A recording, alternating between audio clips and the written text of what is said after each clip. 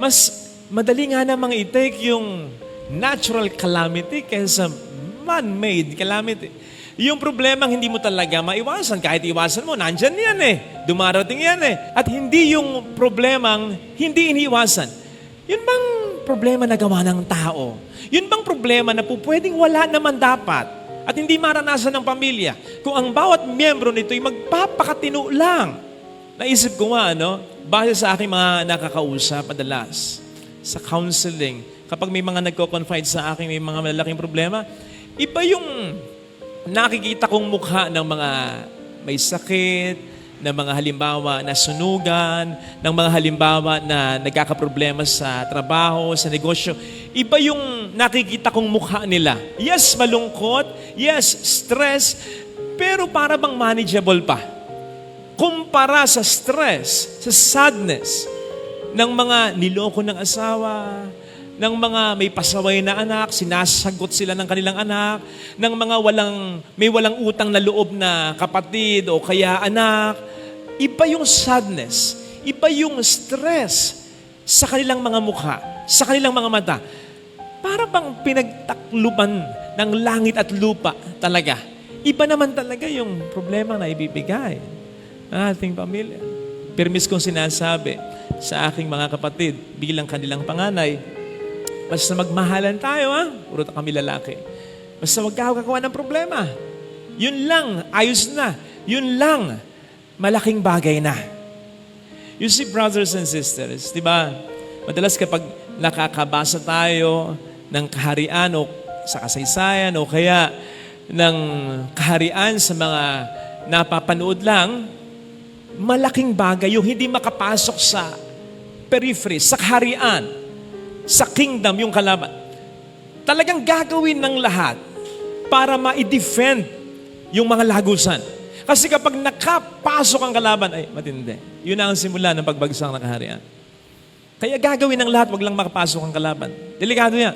Pero mas lalong delikado kung ang kalaban ay magmumula na sa loob ng kaharian.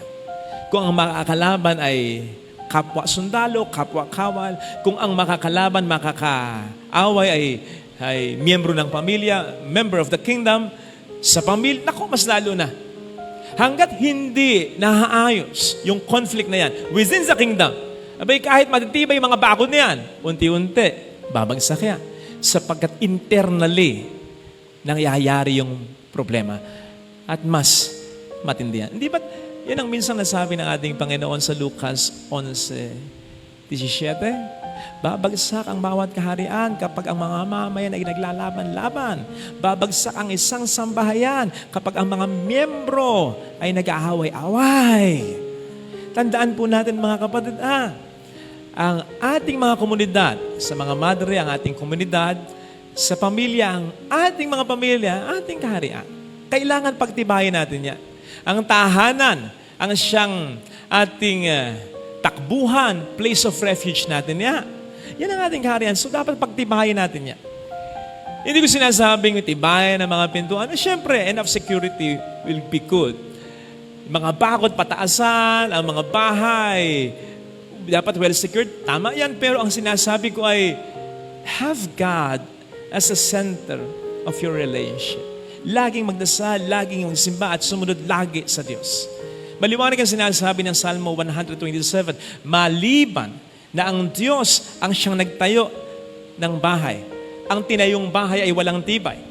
Sa kaparehas na pagtuturo, ang sabi rin ng ating Panginoon sa Mateo 7, ang matalinong tao ay nagtatayo ng bahay sa ibabaw ng bato at hindi sa ibabaw ng buhangin lang. So dapat, ang Diyos ang laging maging sentro ng ating samahan.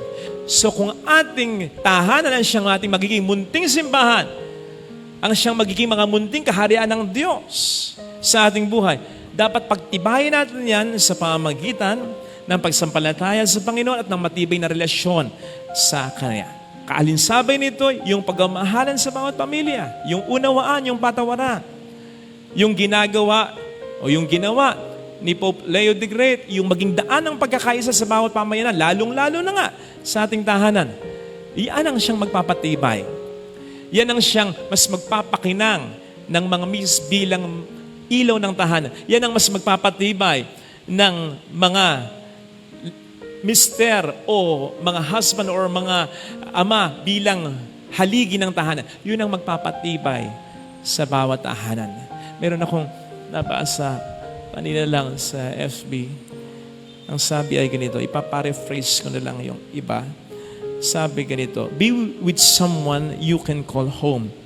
Your partner, paraphrase natin, your sibling, your child, your parent, should be your safe zone, your happy place, your calm in a storm, someone you can count on.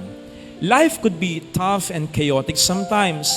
It's best to have someone who will always be there for you, someone who will motivate you and guide you, someone who will champion your growth, someone who cares about your peace of mind, someone you can call home.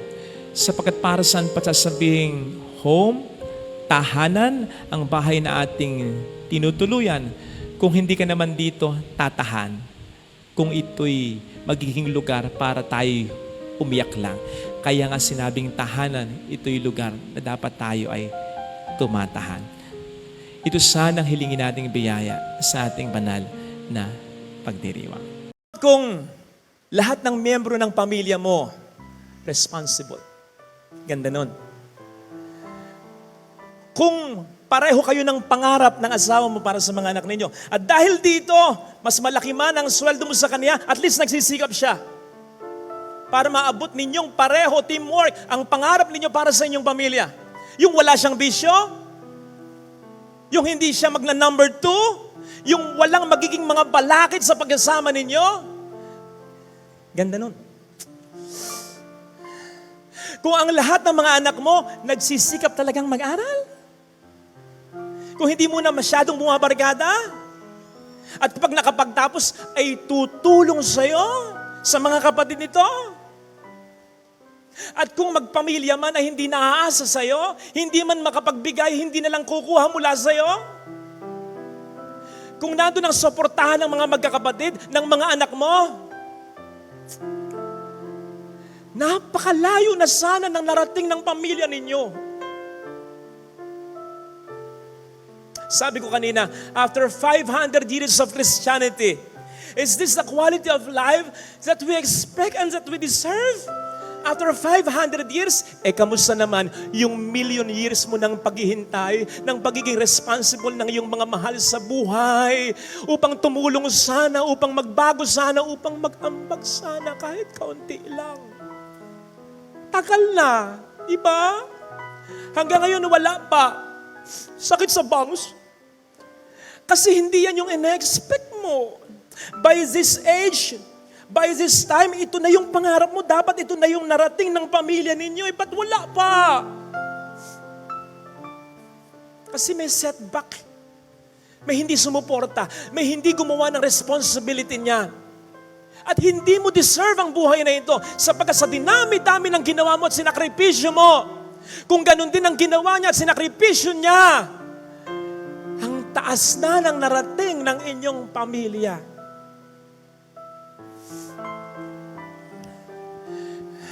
I feel for you. Marami kong na-encounter na ganito. Pero isa lang ang payo ko sa kanila at sasabihin ko din sa iyo. Do not give up. Don't give up on your dream for your family. Father, iniwan ako ng asawa ko. Father, irresponsible yung mga anak ko. Ano bang pangarap para sa pamilya? Ayok. Your family cannot afford anymore to have another setback. Kung naging irresponsible siya, huwag mong gayahin. Kung naging unfaithful siya, huwag mong gayahin. Kung naging selfish siya, huwag mong gayahin. May katulong ka pa. Sino? Ang Panginoon ang siyang nagbigay ng pangarap na yan sa iyo. Ini-encourage ka niyang magpatuloy, tutulungan ka niyang maniwala ka. Alam mo yung kantang, if we hold on together, I know our dreams will never die. Don't let your dreams die. Hold on to God. At kung ano ang kakulangan ng iba, pupunan niya. Kasi hindi siya papayag na mauwi sa wala ang lahat ng pangarap niya para sa inyong pamilya. Kung ayaw nila, sumigik. Pero, at the end of the day, and even at the end of your life, wag mong sisihin ang sarili mo. Kung ito lang yung naabot mo para sa pamilya mo, kung hindi mo fully at kung hindi mo agad naabot ang pangarap mo para sa pamilya ninyo. Bakit? Nag-iisa kayo. You can only do much. Lalo pa kung may tumalikod sa responsibilidad nila. Basta ang mahalaga, gawin mo ang iyong tungkulin. At gawin mo rin ang tungkulin na iniwan ng iba hanggat kaya. Tama po, pwedeng hindi kumpleto ang resulta, po pwedeng maging kulang ang suporta. Pero ang mahalaga, lumaban ka ng sobra. Ilalagay ka ng Panginoon sa sitwasyon kung saan mas lalo ka pa niyang ibe-bless. Basta, naging karapat-dapat ka sa mga naunang blessings niya. At tulad nung may minisahan ako kagabi, 90 plus years old na si nanay, maaga siyang nabiyuda, tinaguyod niya ang lahat, marami silang mga anak mag-asawa. And accomplished na lahat sila. Mga anak niya kakatuwa. Sabi ko dun sa misa ko, pasalamatan niyo ang Diyos dahil blessed kayo. Pero pasalamatan niyo rin ang nanay niyo sapagkat dahil sa kanya, yung mga blessings ng Diyos na doble, na triple, dumami ng dumami dahil naging tapat na katiwala ang nanay ninyo para sa pamilya ninyo. Ipinagkatiwala kayo ng Diyos sa Kanya, naging mabuti siyang asawa at ina. Kaya dumami yung biyaya ninyo. Hindi nyo maaabot. Yung naabot nyo ngayon, kundi dahil sa nanay ninyo. Yes! Blessing yan ng Panginoon. Pero kung wala ang nanay ninyo, hindi mo mas ma-enjoy yan ngayon. Kaya kapatid, blessed man ang pamilya mo ngayon, ano man ang problema, yan ay dahil sa Panginoon. Pero yan din ay dahil sa iyong partisipasyon. Kaya, kahit feeling mo ikaw na lang lagi ang nagdadala, huwag kang mawawala ng pag-asa. Kasi ikaw talaga yung sikreto kung bakit yung biyaya dumadaloy mula sa Kanya at napupunta, nagsasanga-sanga sa iyong pamilya. Paano na lamang sila kung bibigay ka? Ha? So, isipin po natin yun, ha? Na yung mga blessings na nare-receive natin, ito ay jumping board pa for more blessings. Provided, maging katiwa-tiwala tayo, mas maging mabuti tayo, mas isipin natin ng ating kapwa-tao, ang ating pamilya, mas maging matyaga, mas maging masakit, mas maging mapagmahal tayo. Mas lalo pa yung mga blessings na yan, maniwala ka. Tama! Ang blessings naman ay walang kondisyon. Pwede naman tayong bigyan ng blessing ng Panginoon nang walang man's participation. Pero doon mas nagmumultiply yung blessing na yun. May mga blessings kasi ang Panginoon na hindi niya ibibigay sa iyo hanggat hindi ka pa handa dito. Ikaw ba na magulang, magbibigay ka ng tunay na kotse sa anak mo? Kung 12 years old pa lang ito, adik ka? Siyempre, dapat mag-mature muna siya, di ba? Magsanay muna. Ganun ang Diyos. Ganun ang Diyos. Mas marami siyang blessings na ibibigay, provided na ready na tayo. Yes, I know this somehow sounds not so great. Halimbawa, sa mga taong ready na, sa mga biyaya na hinihiling nila, pero hanggang ngayon hindi pa rin nila makuha. Halimbawa, yung biyaya ng anak. Lord, tagal na po namin walang anak. Kahit isa lang po, sana Lord. Kahit isa lang. Please lang. Halimbawa, yung biyaya ng kalusugan, Lord, gumaling na po sa anak ko, yung mahal ko para maayos ko na yung pamilya ko, magawa ko na yung mga gagawin ko. Lord, ready na ako para sa biyaya na ito. O kaya yung biyaya ng asawa, Lord, ano ba bang ire-ready ko? 45 na ako. Mahirap yun. Yung readiness, nandun eh. Bakit wala pang blessing? Bakit wala pang grace? Kapatid, ang dasal ko, makuha mo pa rin yung mga grace na yan. Yung mga gusto mong yan.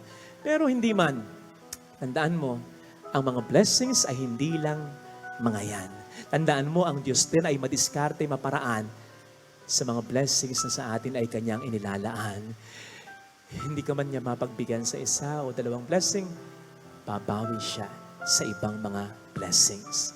And more than all these blessings, sana ang masilingin natin ay ang kanyang abiding presence na maramdaman natin. Hindi lamang yung mga biyaya na ating hinihiling, kundi siya na source of all these blessings.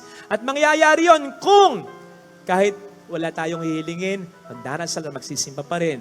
Mangyayari yon lalong-lalo na kung kahit hindi pa rin natin nakukuha, matagal na ang ating hinihiling, tayo ay magdarasal, magsisimba at sasampalataya pa rin. Kasi doon, pinapakita mo na sa Kanya eh. Mahalaga yung mga hinihiling ko, pero mas mahalaga na maramdaman kita, Lord, dito. Napakahalaga nun! Kasi darating ang pagkakataon, ano man ang mga blessings natin sa buhay, iiwan natin lahat niyan. Kapag nasa mani ka na ng karamdaman, makikita mo ang pinakamahalaga. Hindi ang lahat ng ito, kundi ang source ng lahat ng ito, si Kristo dapat nasa puso ko. Ito sana ang hilingin nating biyaya sa banal na pagdiriwang na ito. Father, kanan-lockdown ko lang, kadadapa ko lang, parang walang katapusan, tapos patuloy ang paglaban. Parang hindi ko na mayaayos ang lahat ng ito. Nananahimik ako, dumating kayo, nagpadasal kayo, nang hindi nangyari, sisihin mo pa ako. Ano man ang problema mo ngayon, hindi ko sasabihin, ayos yan.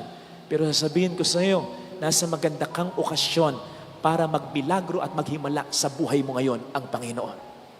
Walang mangyayari kung lahat kayo mag-give up. Dapat may lumaban. Huwag mong kalituhan yung pagkapagod mo at huwag mong isipin na wala ng pag-asa mo. Habang may buhay, may pag-asa, buhay ka pa, may pag-asa ka pa, napapagod ka lang. Sapagkat yun ang ginagawa sa iyo ng demonyo eh. The devil knows he cannot take you out. Hindi kanya kayang patayin. Bakit? Hindi naman siya nagbigay ng buhay mo eh. Unless isuko mo ang buhay mo sa kanya. The devil knows very well he cannot take you out. Kaya ang ginagawa niya, he is wearing you out. Pinapagod ka niya. Para mawalan ka ng pag-asa. Eh ano ang sabi ng Panginoon? For those who are tired and weary, come to me. I will give you rest. Darating at darating tayo sa mga problema concerning our family. Pag dumating yan, isipin mo yung sermon na ito, ha? Kasama mo ang Diyos na nangangarap na iayos ang problema na yan. Ano ang pangarap mo? Sa sarili mo, para sa mga taong mahalaga sa'yo. Handa ka naman bang magsakripisyo para matupad ang pangarap na ito? May mga tao kasi na hanggang pangarap lang. Sabi nga nila, libre ang mangarap, walang bayad. Yun tayo eh. Kaya nangangarap halos lahat. Pero pag kinakailangan na maghirap, ayawan na. Ang nakikita mo lang, yung maganda ng estado ng taong hinahangaan o baka nga kinaiinggitan mo pa. Kasi successful na siya, fulfilled na siya. Hindi mo nakikita yung mga sakripisyong binata niya, maabot lamang sa tulong ng Diyos ang estadong kinalalagyan niya. Narinig po natin sa ating mga pagbasa, ang pangarap ng Diyos sa atin noon pa manguna. Ano? Ang maligtas tayo. Kaya ginawa niya ang lahat para dito. Nandiyan tayo'y nilikha niya, nandiyan tayo'y tinubos niya ng sariling buhay pa niya, ng pagkakatawang tao niya. Nakita niyo na, kapag ang Diyos ang nangarap, hindi lang dahil makapangyarihan siya at kaya niyang gawin ang lahat, talagang tinatrabaho niya, pinagsisikapan niya para matupad niya. That is why, kapag siya ang nangarap, pwedeng maantala, pwedeng magkaaberya along the way. Pero sa huli, mangyayari pa rin ang dakilang kalooban niya. Ito ang dapat na magbigay sa atin ng pag-asa para sa ating mga pangarap. Lalo na kung maiaalay natin ang pangarap natin sa pangarap ng Diyos para sa atin. Ito ang dahilan kapag may nagpapapray over sa akin with the intention, halimbawa, Father, pray over nga, eleksyon, manalo sana ako sa eleksyon. Father, pray over para po makapasok ako sa trabaho na gusto ko, para mag-boom yung negosyo ko. Father, pray over para makapag-abroad ako. Father, something like that. Marinig man niya o hindi, talagang sinasabi ko sa panalangin ko kapag pinipray over ko yung mga taong ganyan. Ganito, Panginoon, matupad sana ang pangarap mo para sa Kanya. Ayun, lumalagay ako sa sigurado. Mahirap nang mag-pray over sa inyo. Masisi niyo pa ako. Pray over ako, hindi ako nanalo. Hindi ako nakapasa. Denied ako. Hindi ako nakapasok sa trabaho. Hindi nag-boom yung negosyong gusto ko. Nananahimik ako, dumating kayo, nagpadasal kayo, nang hindi nangyari, sisihin mo pa ako. Doon ako sa sigurado. Hindi sa pangarap mo, kundi sa pangarap ng Diyos para sa iyo. Sapagkat kung pangarap mo lang, kung pag-isikap mo lang, hindi mo maabot ang pangarap mo. Maabot mo man, hindi mo maabot ang tunay na kaligayahan para dito. Pero kapag pangarap ng Diyos sa iyo ang pinag-usapan, ilista mo na, siguradong mangyayari, maniwala ka. At kapag nangyari, siguradong mararamdaman mo yung kapayapaang sinasabi ng Panginoon ipagkakalob sa iyo. Kapayapaang hindi maintindihan ni numan. Kapayapaan dahil natupad sa buhay mo ang pangarap ng Diyos para sa iyo. Sapagkat yun ang mas makapagpapasaya, mas makabubuti, hindi lang sa iyo, kundi sa mga taong nakapaligid at maapektuhan ng buhay mo. Pero dapat, magsikap ka pa rin. Dapat, magtrabaho ka pa rin. Dapat, magpakabuti ka pa rin. Dapat, magdasal ka pa rin. Hindi dahil nakadepende sa lahat ng ito ang pagkatupad ng mga pangarap ng Diyos para sa atin. It's just that we must show to God that we are willing. Kasi kahit gusto niya at ayaw naman natin o hindi tayo worthy, bakit niya ibibigay sa atin ang pangarap niya para sa atin? Di ba? Pero wag ka. Pag natupad ang pangarap niya para sa iyo, dahil nagsumikap ka rin, pinakita mong gusto mo, yun ang makabubuti at makapagpapasaya sa iyo. At sa mga taong maapektuhan ang buhay mo, as I said. Tingnan po ninyo sa halimbawa na ipinakita ni Justin Brownlee. Di ba? Intindi? Hindi nang ginawa niyan. Huwag na lang natin pag-usapan muna yung kontra Jordan. Kontra China. Iba. Nakalain mo, ang tindi nung tambak sa atin, nahabol natin, nag-spearhead siya. Tapos yung less than 2 minutes, lamang pa ng 7 ang China, home court pa nila. Akalain mong sunod-sunod yung puntos ng taong yan? Including that game-winning 3, game-winning basket. Boom! Patay. Sabi nga nung maraming mga Pilipino, dapat gawin na yung national hero. Dapat ipagpagawa na natin yan ng rebulto. Naturalized player natin yan bilang Pilipino, ha? Pero alam po ba ninyo na hindi yan ang una niyang pangarap? Ang una na talaga niyang pangarap ay makapag-NBA talaga. Nag-try out siya? Yes, hindi lang minsan. Couple of times, pero hindi pinalad. Kasi masyado raw yatang maliit yung height niya sa height na hinahanap na forward sa NBA. Kaya dito siya sa atin napadpad. Pero pwede ba nating sabihin sa kasamang palad? I don't think so. Kasi kung pag-uusapan, kasikatan, I think kung naging NBA player siya, mas marami mas sikat kaysa kanya. Ngayon, talaga sikat siya. Pag-usapan pera, palagay ko, mas malaki ngayon ang kinikita niya sakaling naging NBA player siya. With all the favors na binibigay sa kanya, inaalagaan talaga siya. Lalo na ng Barangay Ginebra. Ngayon pa, ng buong Pilipinas pa. At kung naging NBA player siya, pwedeng ang magmahal lang sa kanya, isang estado lang sa Amerika, New York, Indiana, parang ganun lang. Pero ngayon, mahal na mahal siya ng buong bayang Pilipinas. So pwedeng hindi nangyari yung unang pangarap niya, pero ang tinupad ng Diyos ay ang mas magandang pangarap niya para sa taong ito. Yan ay dahil nagsikap pa rin siya, nagtiyaga pa rin siya, he did not give up. Nanampalataya pa rin siya. Yun ang sinasabi ko bilang follow-up na payo dun sa mga nagpapapray over sa akin. Lagi ko sinasabi, basta brad, basta sister, ano man ang mangyari ha, magsikap ka pa rin, magtiyaga ka pa rin, magdasal ka pa rin, sumampalataya ka pa rin. Pasasaan ba't matutupad ang magandang plano ng Diyos para sa iyo? Tama namang mahirap yung payong magsikap ka pa rin, magtiyaga ka pa rin. Lalong-lalo na kung nabigo ka, nasaktan ka, nagka-problema ka pa. Ang hirap ng payong ganyan. Pero kung iisipin mo naman, meron bang nanalo nang hindi mo na nabigo? Meron bang nasarapan, naligayahan sa buhay nang hindi mo na nasaktan? Meron bang nagtagumpay nang hindi mo na nakaranas sa mga problema sa buhay? Mars, wala. Parte ng buhay ang pagkakasakit, ang sakit, ang pagkabigo, ang problema. And besides, kung papansinin po ninyo sa Bible, halos lahat ng himala napangunahan ng isang matinding problema. Bago ang himala, may problema muna. The earth was a formless wasteland Walang forma ang mundong ito. Balot ng kadiliman. Di ba problema yan? Ano nangyari? Nilikha ng Diyos ang sandaigdigan. Ano yan? Himala yan. Problema, himala. Nagkasala ang tao. O hindi ba problema yan? Hindi natin kayang iligtas ang ating sarili. Kaya nagkatawang tao si Kristo para iligtas tayo. O hindi ba milagro yan? Problema ng kagutuman, kaya himala siyang nagpakain.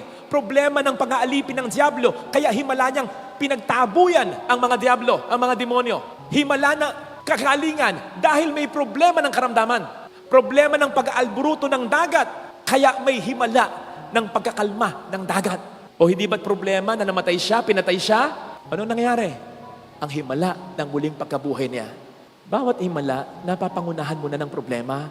Bawat milagro, may nauna munang matinding pangangailangan ng tao. Kaya kapatid, ano man ang problema mo ngayon, hindi ko sasabihin, ayos yan. Pero sasabihin ko sa iyo, nasa maganda kang okasyon para magbilagro at maghimala sa buhay mo ngayon ang Panginoon. You see, wala namang maling ma-knockdown.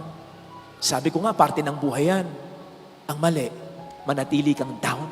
Sige nga, sa paglalarawan na lang, nakakita ka na ba ng boksingerong matapos ma-knockdown, hindi na tumayo? Hindi na bumangon? Walang ganon. Kung merong ganon, iba na yon. Patay na yon. Delikado na yon. Lahat ng boksingero, kahit ma-knockdown, tumatayo para makabawi. Hindi man sa boxing muli kapag nabilangan na, kundi sa ibang bagay sapagkat alam niya, tatayo at tatayo siya. Hindi lang boxing ang buhay. Marami pang mga laban na kung dapat pagtagumpayan at pwedeng mapaglabanan, mapagtagumpayan sa aking buhay. Ganon din sa buhay. Kung ma-knockdown ka, niloko ka, hindi lang yan ang buhay. May sakit ka, hindi lang yan ang buhay. Hindi nag-boom yung negosyo, yun lang ba ang negosyo? Hindi ka napasok sa trabaho, yun lang po ba ang trabaho? Yan lang bang taong yan ang makapagpapasaya sa'yo? At hayaan mong uminog dyan ang mundo mo sa pagkatalo, pagkabigo, sa problemang naranasan mo? Amon, na-knockdown ka, do not stay down. Laban! Father, ka-knockdown ko lang, kadadapa ko lang. Parang walang katapusan. Tapos patuloy ang paglaban. Parang hindi ko na mayaayos ang lahat ng ito. Sino bang nagsabi sa'yo, lahat ay tapusin mo, lahat ayusin mo? Masyado ka lang nabibigatan kasi iniisip mo na yung 10 years from now, 5 years from now. Iniisip mo na agad, dapat magkaganito, dapat maayos to, dapat maayos yon. One at a time. Kung ano lang muna yung kaya mo. Sapagkat ang Diyos, ang siyang magpupuno ng kakulangan mo. Siya ang aayos. Siya ang magtatapos ng lahat. Basta huwag kang mag-give up. Alam niyo sa Bible, may digmaan dun sa Old Testament. Hindi ito fiction, nangyari talaga ito. Pinapangunahan ni Gideon ang mga Israelita. Ang kalaban nila, mga Madianita. Ang mga Madianita, ilan? Kunti lang, 135,000 lang naman. Ilan naman sina Gideon at ang mga Israelita ang piniling bayan ng Diyos? 32,000. Kontra sa 135,000 ng mga Madianita. Pero ang susurpresa, alam ninyo, nang mag-report si Gideon sa tunay na Diyos kay Yahweh. Sabi niya, Mosing, makikipagdigma tayo. Ang kalaban po natin, 135,000. Parang gusto sabihin siguro ng Diyos, alam ko. Tayo po ngayon ay 32,000. Alam niyo, sabi ng Diyos kay Gideon, sobrang dami niyo. Pagbawas kayo. Kaya nagbawas sila. Yung 32,000, naging 10,000 na lang.